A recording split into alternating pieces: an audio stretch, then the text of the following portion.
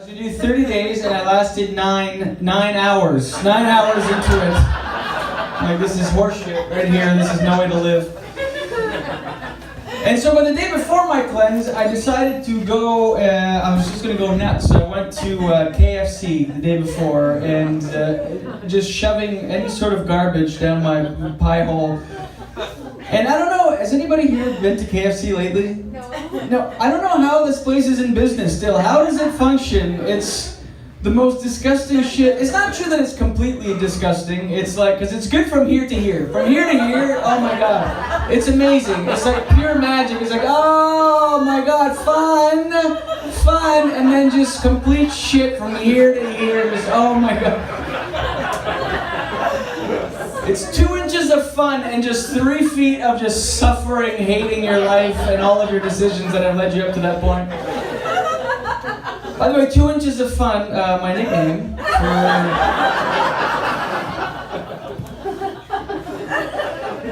Mike, you laughed too hard at that, Mike. He's like... I can relate. You can relate? Okay. That makes the pumping not so bad when it's just 2 inches, right? It's more like a dry pump. Alright, that's weird. In Quebec too, it's not KFC, it's PFK. You guys seen that? PFK. It's so weird to me because here we're French too, but it's KFC. Then I go to Quebec, everywhere it's like PFK. I'm like, pour fucking quoi, right? I was like, what does it even mean? And then I went to KFC, and there was actually a contest, and it said the prize, you could win a prize, and the prize was a year's worth of KFC. Free KFC for a year. Like, that's not a prize, that's a death threat, right? That's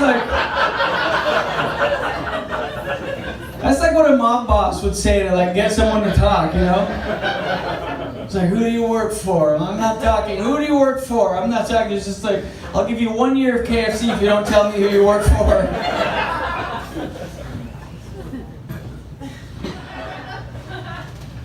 Anyway, so we moved to Quebec, and so we went full adult. We got the house, right? And then we did the ultimate adult move. We got a little kitten, huh? Yeah. We adopted, yes. One cat for that. The rest of you are like, all right, weird that you're talking about this.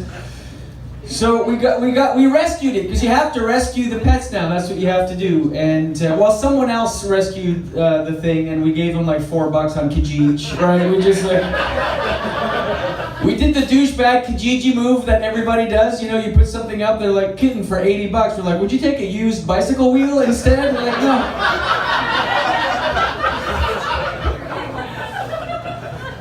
So we're like, 2 toonies? Like, yeah, that's fine, I guess. Just come pick it up.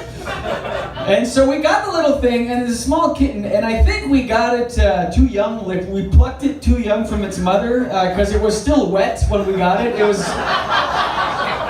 gelatinous, you know. I had to clean it, and I got it. The sacrifices you make as parents, you know. It's tastes like pennies, but you do it anyway. And so we bring the little thing in our house, and the first night we're like, we don't know what to do with it, so we throw it in our bed, I guess. We're like, I guess we're gonna sleep with it, which, anybody here sleep with your pets in your beds? A couple people? It's disgusting, stop that shit, alright? It's horrible. Because you don't think about it, you get hypnotized by the cuteness, and you throw your pet in the bed, and then you're feeling around with your feet, and you're trying to remember which beach you've been to, because there's sand in there, and then it hits you, it's kitty litter in the bed.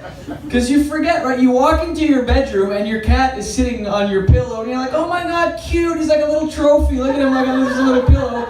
Forgetting that he's bingo dabbing all up on your pillow with his little shitty cat asshole. And then you put your face on there for 9 hours like, oh, he's so cute, we love him. And this is how I knew that we got him too young. We plucked it too young from its mother, because so we put it in the bed first night, and I'm barely sleeping because I figure if I roll over, I'm gonna kill the thing. Like, it's just this little thing in the bed. So I'm barely sleeping, and then I finally pass out, and then I wake up to this sharp sucklage pain, and the thing was latched onto my man nip. It was sucking on my neck frantically, and I'm like, oh shit, and I freak out, I flick it lands on the other nip and starts sucking both. I had both my man nips sucked within 5 seconds. That's never happened before, ever. And so, and nothing came out, by the way. We were debating at first, do we do cat formula or natural, you know, it's either cat formula or my formula, which is just Heineken and pus. Just pus.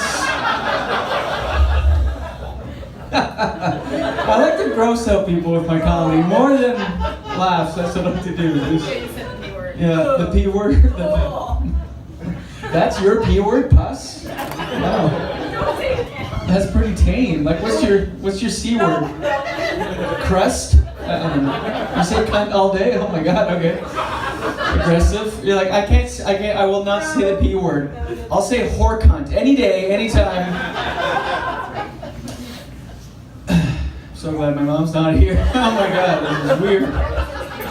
Weird show. Yeah, that's the secret password to get in tonight. Whore cunt.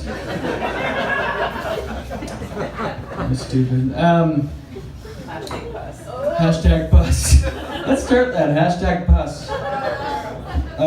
Actually, Jen's niece one time, she had a cut on her hand, and she was like 13 years old at the time, and she was gonna Google what to do with it because it was like pus coming from her thing. So she was gonna Google pussy sore. We're like, don't Google pussy sore. Don't Google. Do not Google P-U-S-S-Y anything, especially sore, followed by sore. So anyway, this is, so we have the little thing in the bed and it sucks my man nips and I'm like scarred and literally little bite marks on the nips, and Jen's solution was not, maybe we should find another place for this thing to sleep. Her solution was, well, now you have to sleep with a t-shirt on. So, and I don't like sleeping with t-shirts. It's restricting, it's constraining. So now I just sleep with the band-aids that the marathon runners wear on their nips. You know, so their nips don't bleed, you know. And by the way, if you run any distance and your nips are bleeding, you've gone far enough, okay? You can stop fucking running. Listen to your body. You have nothing to prove to anybody, just running with the bloody nips. Listen to your body. You're crying blood tears from your chest eyes. You're good, alright? You've gone far enough. One of my friends, he runs marathons all the time, and I asked him why, and he's like, oh, obviously you don't get it. This is why. He goes, you run 4 or 5 marathons a year. Because you run 42 kilometers, and then when you're done, it feels unbelievable. It feels euphoric. It's the best feeling in the world. I'm like, you don't have to go that far to get that feeling. Like, I've gotten that feeling running for the bus. I have. I've seen myself running for the bus, stopping, and then being like, wow, this is euphoric, this bus right here. I'm so glad I'm not running anymore. Anyway, all that to say, now if I'm out in public and I hear a cat meow, I lactate. It's a very beautiful thing. And I went to a local YMCA, and I must have timed my workout with like a family swim or some shit. Because the locker room was full of like young boys, like 10 to 12-year-old boys, just packed in there. Relax, everybody. I can feel everybody tense up. Like, too late to get our money back? Oh shit, what's happening? What do we... No, so I look and there's like a bunch of kids, and I'm not around them a lot, so I had to kind of scan the room to see if anyone else was getting naked, you know what I mean? Because I don't know the protocol. I didn't want to be the one weirdo to enthusiastically drop trow in front of children if you're not supposed to, you know what I mean? Like, hey kids, yeah. Showers for all.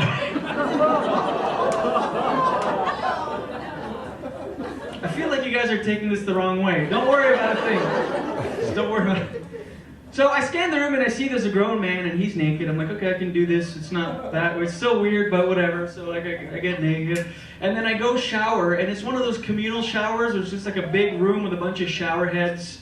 Worst case scenario, basically. When it comes to hygiene, it's the worst kind of way to clean your body. And so I go in the corner and I'm showering naked, as you do as an adult, right? But in the other corner, there's like these 2 10-year-old boys showering in their swim trunks, as you do when you're 10, right? But they're doing this unfiltered kid thing where they're just staring at me. And they don't care that I can see them, they're just looking at me. They're like standing really close to each other, water's coming down on them, and they're just looking.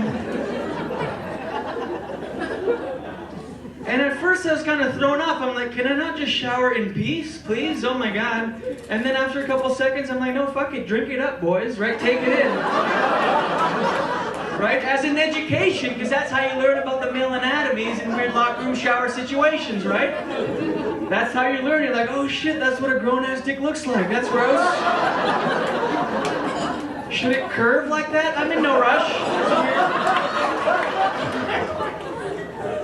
Because for me, it actually happened to me when I was a kid. I'll never forget it. I was like 11 and it changed my life. I was in the locker room like that, showering in my swim trunks. They were actually, it was Speedos, but I was in my little infant kind of Speedo and I'm watching this, not infant, that sounds too young. It's just a baby on the floor, like my mother just threw me in the communal shower, turned the water on. What would you call an 11-year-old? Toddler? No. What do you, a kid, okay. Oh, is it that easy? Kid? Okay, fuck. I was overthinking it. So I'm this kid in my Speedo, in my kid's Speedo, and I'm showering and I'm watching this other man, and it forever changed the way that I clean my butt. Forever.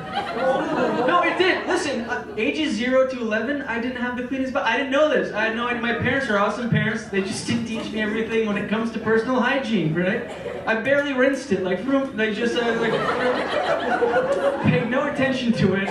Until this one fateful day, I was in the shower and I was watching this guy and I'm like, oh shit, you really gotta get in there. There's like a lot